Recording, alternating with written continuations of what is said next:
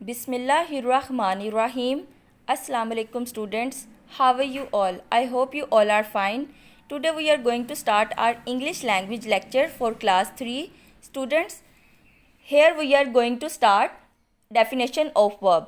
मैं आप लोगों को वर्ब के बारे में बताने लगी हूँ. ये काम आप लोगों ने लिखना नहीं है, इसको सिर्फ आप लोगों ने समझना है.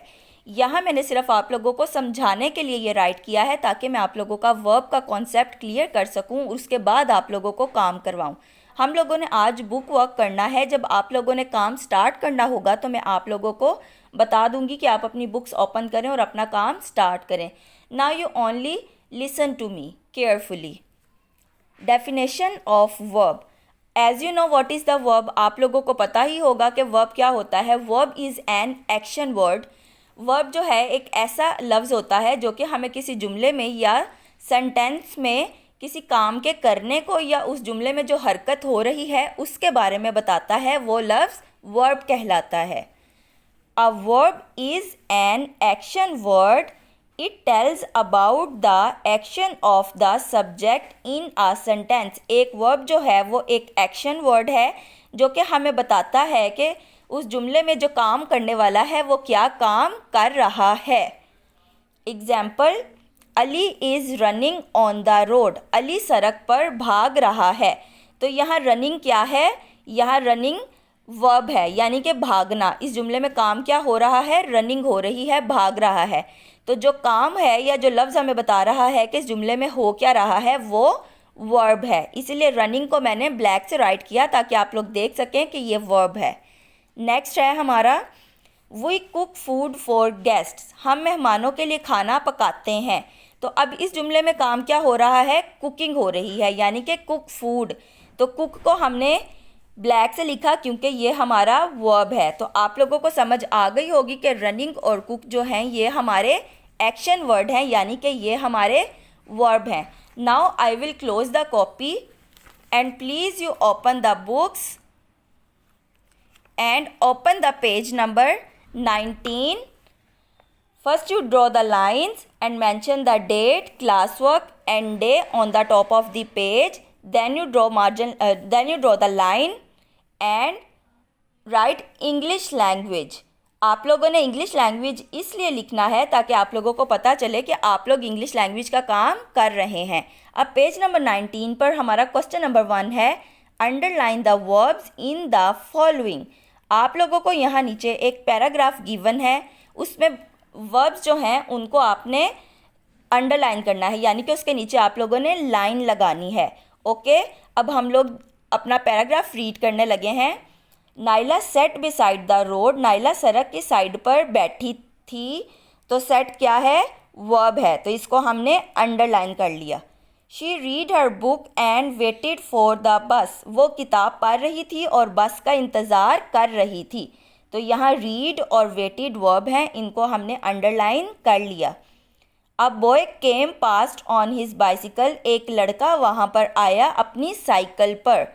तो केम वर्ब है, इसको हमने अंडरलाइन कर लिया. The wheel of the bicycle hit a stone.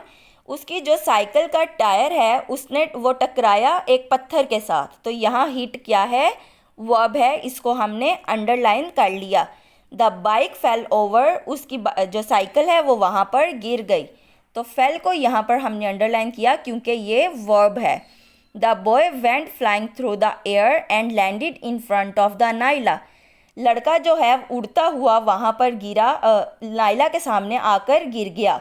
तो यहाँ वेंट और लैंडेड क्या है? दोनों वर्ब हैं, इसलिए हमने इनको अंडरलाइन कर लिया. कैच अ बस नेक्स्ट टाइम सेड नाइला. अगली दफ़ा बस पकड़ कर आना, नाइला ने कहा.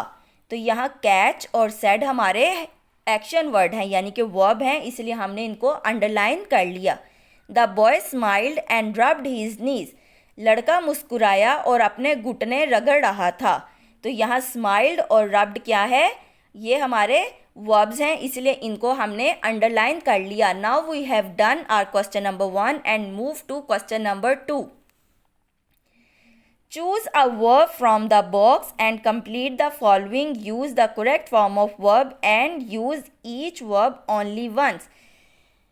वो कह रहे हैं यहाँ हम लोगों ने नीचे आपको ब्लैंक्स दी हैं, इन ब्लैंक्स में आप लोगों ने ये जो येलो बॉक्स है इसमें से वर्ब चूज़ कर लिखने हैं और आपने एक लफ्ज़ को सिर्फ एक ही जो ब्लैंक है उसमें इस्तेमाल करना है और आपने इसको टेंसेस के अकॉर्डिंग यूज़ करना है। यानी कि अगर यहाँ पास्ट का जिक्र आया है तो आपने वर्ब को पास्ट में चेंज करना है, अगर प्रेजेंट का जिक्र आया है तो आपने इसको प्रेजेंट में राइट करना है।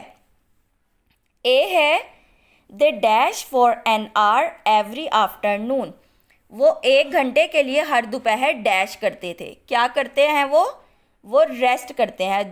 हम मोस्टली दोपहर में रेस्ट ही करते हैं, इसलिए हमने यहाँ से रेस्ट को चूज़ किया और यहाँ लाकर हमने रेस्ट को कर दिया रेस्टेड, कि वो हर दोपहर आराम करते थे 1 घंटे के लिए। अब हमने इसको रेस्टेड कर दिया, यानी कि हमने यहाँ second form of verb use की, क्योंकि यहाँ हमने पास्ट का जिक्र किया है। हम हमेशा जब पास्ट का जिक्र करते हैं तो हम वर्ब की सेकंड फॉर्म का इस्तेमाल करते हैं, इसलिए यहाँ हमने लिख दिया रेस्टेड।